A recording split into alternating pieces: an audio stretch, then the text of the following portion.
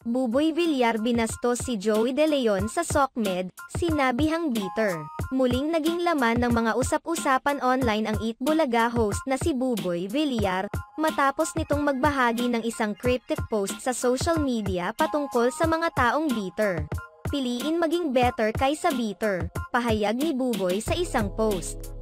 Hinala ng mga netizens ang post ni Buboy bilang isang swipe laban sa EAT host na si Joey De Leon na gumagawa din ng mga cryptic post laban sa Eat Bulaga at Television and Productions exponents.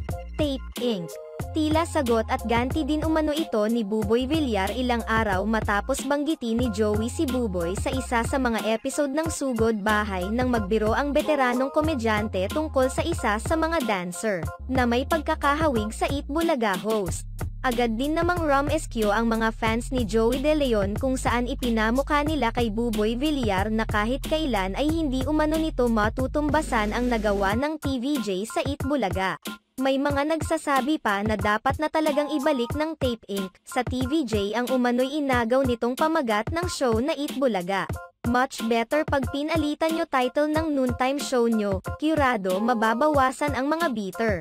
Mas higit sa'yo yon mga taong pinatatamaan mo nyan, milya ang pagiging better nila sa'yo. Sino ba ang dapat maging bitter, ang baguhan na kakarampot ang viewers o ang veteran na sa TV na sandamakmak ang viewers?